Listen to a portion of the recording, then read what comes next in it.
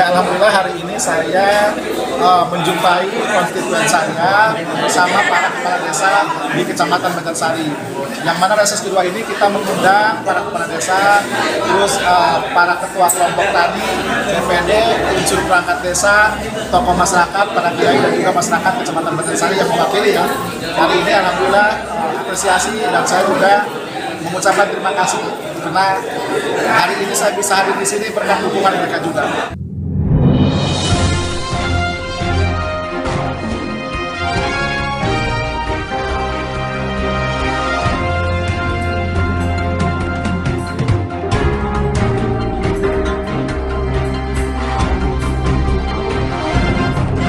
Anggota DPRD Banten Musa Weliansyah melaksanakan reses kedua masa persidangan 1 tahun 2024 sampai tahun 2025 di Gedung Serbaguna Kecamatan Banjarsari. Kedatangan anggota Dewan Perwakilan Rakyat Daerah DPRD Provinsi Banten Musa Weliansyah disambut antusias oleh warga Kecamatan Banjarsari, Kabupaten Lebak, Banten, Kamis tanggal 17 Oktober tahun 2024.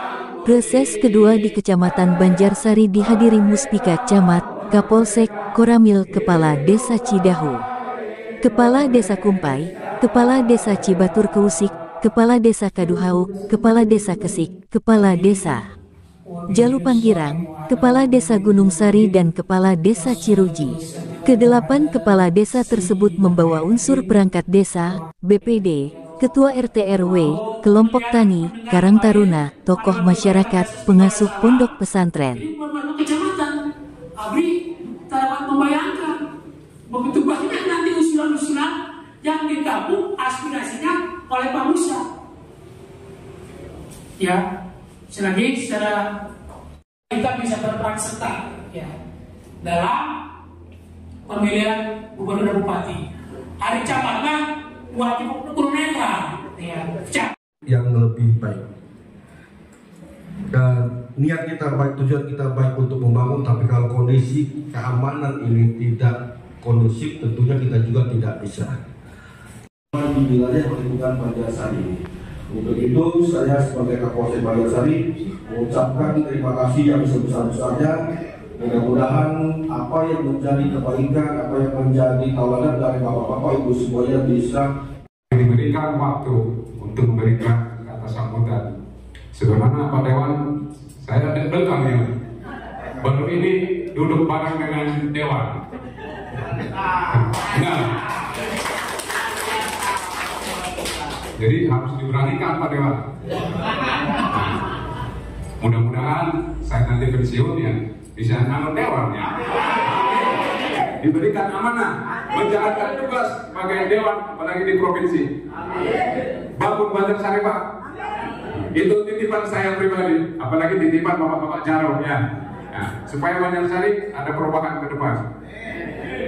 Itu aja dari saya, kurang lebih kalau ada ucapan yang artinya itu merah. Nah, jadi saya siapa yang bisa Pak Musa mantap. Kita mungkin mendukung, apalagi dari kecamatannya, kepolisian dan TNI. Artinya mari sama-sama wa atasimu bihablillahi jami'a wa tafarraqu fastabiqu khairat. Yang saya hormati Bapak Camat Kecamatan Banjarsari, yang saya hormati Bapak Kapolsek Kecamatan Banjarsari, Bapak Adek Ramil yang diwakili, yang tidak lupa juga saya hormati para kepala desa. Saya harus absen dulu nih. Pertama yang saya ingin dulu nih, kepala desa Kumpai yang paling jauh. Ada kepala desa Kumpai yang biasa. Terima kasih bersama para perangkat desa, DPD dan yang lainnya. Kemudian kepala desa, kepala desa apa tuh yang paling jauh satu lagi? Ya, beserta PPD. Mana PPD-nya nih? Ada. Ya. Yang saya hormati juga hadir kepala desa. Alhamdulillah. Yang kita terakhir terus kepala desa. Karena beliau ini mentor saya Pak. Karena ketika di DPRD beliau dikawal perundang-undangan. 2019 saya DPRD Lebak, beliau masih bersama saya menjalankan reses. Jadi salah satu kantor saya, reses harus menghadirkan masyarakat, pihak-pihak terkait dan beliau. Alhamdulillah Pak Camat turun. Jadi alhamdulillah berkat dukungan moral dan material Pak Camat, karena Badan Sari itu luar biasa. Di kala saya terpuruk pun mereka-mereka yang membantu saya, para kepala desa ini, alhamdulillah sering support, datang ke rumah, hampir semua kepala desa ini. Itu Kades. Alhamdulillah berkat doa dan dukungan kita semua, 2 September saya dilantik menjadi anggota DPRD Provinsi Banten, Bapak Ibu semua. Dan sekarang saya alhamdulillah diberikan amanah oleh partai politik menduduki posisi di Komisi 2 yang membidangi perekonomian. Setelah reses, alhamdulillah reses ini saya ditugaskan DPRD Provinsi Banten ini dari tanggal 16 sampai tanggal 25, Pak. Dan karena reses ini Bapak Ibu semua, saya harus menemui Bapak Ibu semua untuk menampung aspirasi yang akan saya perjuangkan di DPRD Provinsi Banten. Itu makanya pada hari ini Pak Kapolsek izin Bapak siapa namanya? Pak Sirait luar biasa, alhamdulillah doanya berkat Pak Kapolsek juga sama para kepala desa, Pak Camat, bahwa hari ini saya sengaja mengundang semua unsur. Ada sama saya siap dulu, Pak.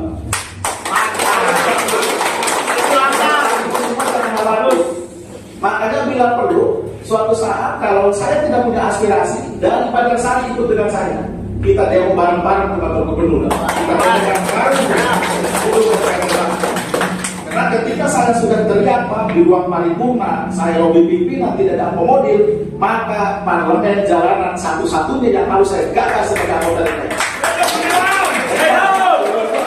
Kita lawan, Pak. Hari ini saya tidak bisa bertemu Bapak Ibu semua. Saya tidak bisa reses, Pak, dan saya tidak dilantik.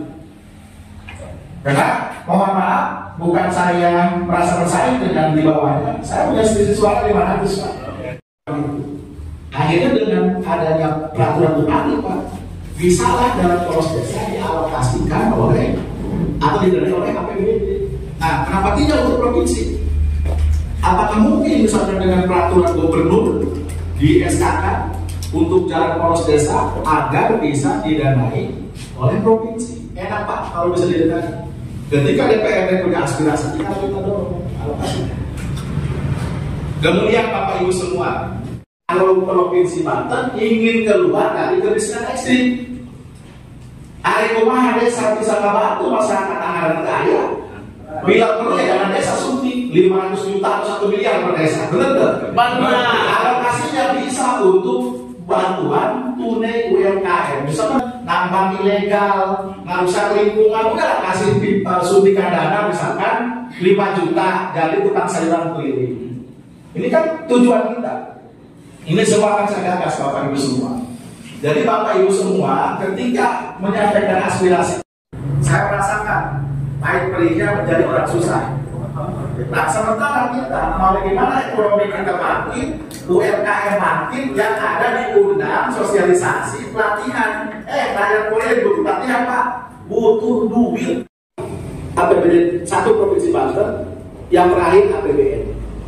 Sehingga yang diusulkan ke lokasi atau subkegiatan yang kemungkinan tidak tercover oleh APBD kabupaten atau oleh pusat. Nah, tapi ada kendala Bapak Ibu semua. Untuk provinsi Pak Lurah, biar paham ini bisa sampaikan di saat reses. Terkadang kita terbentur aturan, Pak, atau regulasi di atasnya. Contoh, pemerintah Provinsi Banten tidak punya kewenangan membangun jalan usaha tanah. Inilah yang harus dimasukkan salah satunya, Pak. Makanya saya di DPRD Provinsi Banten kemarin Pak kaget. Sementara Kabupaten Lebak dari 304 km, Pak, 340 desa, 52 titik, Pak. Jadi pertama kita di sini, besok untuk zona selatan kita di Babayang, kita ngobrol lagi di sana untuk sama-sama menampung aspirasi masyarakat, dan kemudian saya perjuangkan aspirasi itu. Kalau memang belum ada aturannya, kita dorong. Di kecamatan nanti bisa dipangkas karena dari satu desa ngumpul dari 20 desa. Hal yang tidak mungkin semua aspirasi diusulkan. Nah kemudian dari 20 desa akan dibahas di kecamatan, di kabupaten Pak, aspirasi di 28 kecamatan, 340 desa, 5 kelurahan. Kebayang tuh program. Nah itulah yang akhirnya banyak yang terpangkas. Maka ingin saya sampaikan kepada Bapak Ibu semua para kepala desa yang diusulkan melalui aspirasi DPR reses baik itu kabupaten, provinsi maupun RI. Karena semua punya kewajiban amanat undang-undang untuk melaksanakan reses. Gitu. Nah, yang diusulkan ini yang kemungkinan tidak masuk, tidak lolos di musrenbang tingkat kabupaten Pak. Gitu. Jadi silahkan Bapak usulkan skala prioritas. Bapak Ibu semua, hingga saya Pak, salah satu kenang-kenangan dari DPRD Kabupaten Lebak, saya mendorong pembentukan UPT-DPPA. Alhamdulillah sudah terbentuk dan mungkin bisa dirasakan oleh masyarakat Bersari. Akan tetapi Pak, SDM-nya tidak memadai. Dengan luas Lebak 28 kecamatan, kita baru punya 1 UPT. Kemudian Pak, provinsi dengan luas provinsi 8 kabupaten kota hanya baru 1 UPT DPPA. Masyarakat cocok sehat. Kebayang. Bapak Ibu semua pernah ke datang dari PPA provinsi sosialisasi ke desa atau kecamatan?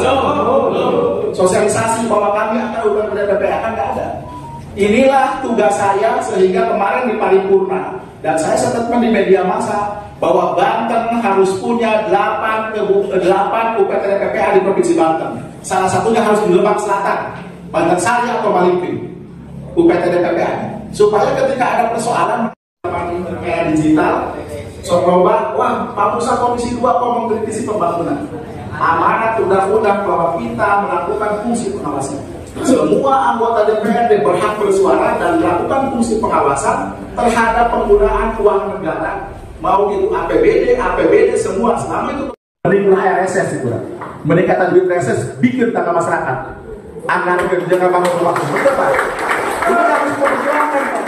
Jadi jangan sampai punten, saya orang kampung Pak, ketika saya berpolitik, saya tidak ada niatan untuk memperkaya diri Pak. Tidak ada saya niatan. Makanya ketika saya mencalonkan diri juga kelurahan biasa Pak, jarum masa zaman mampu Pak. Tapi kembali kepada takdir, tidak ada upaya kita yang bisa melawan takdir Allah. Terus dijadikan Pak Camat, Pak Camat. Arek nolak, rumah itu bisa Pak. Pak Kapolsek, suatu saat misalkan dimutasi, ya kemanapun mau jadi kasat, mau jadi apa, termasuk ini semua yang namanya abdi negara siap ditempatkan di mana, termasuk DPR Pak. Bisi di dia yang tukang usaha nawar ke depan Pak. Saya hayang ketika misalkan reses, catering yang tukang Bersari. Alhamdulillah yang Bapak nikmati itu pun saya minta kepada pihak ketiga, CP boleh ada CP-nya, tapi makanya harus dari Bersari. Saya pastikan nanti Bapak boleh cek supaya nanti anggaran 2026 ini kita udah bisa bergerak. Gitu. Tapi ada tugas saya juga. Di kipas-kipas di atas tanah. Sudah tepat Bapak Ibu mendukung Pak Musa karena beliau wakil rakyat yang amanah. Sebelumnya terima kasih kepada Bapak Ibu hadirin yang telah hadir. Mohon maaf bila ada kekurangan dan salah kata. Billahi taufiq wal hidayah. Assalamualaikum warahmatullahi wabarakatuh.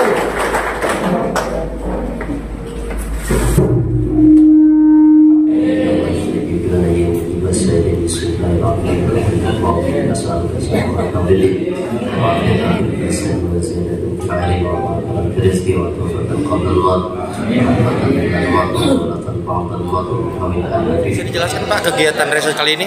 Ya alhamdulillah hari ini saya menjumpai konstituen saya bersama para kepala desa di Kecamatan Banjarsari. Yang mana reses kedua ini kita mengundang para kepala desa, terus para ketua kelompok tani, DPD, unsur perangkat desa, tokoh masyarakat, para kiai dan juga masyarakat Kecamatan Banjarsari yang mewakili ya. Hari ini alhamdulillah apresiasi dan saya juga mengucapkan terima kasih karena hari ini saya bisa hadir di sini berkat dukungan mereka juga, sehingga saya punya komitmen harus mengawal aspirasi masyarakat Kecamatan Banjarsari untuk membawa perubahan yang lebih baik.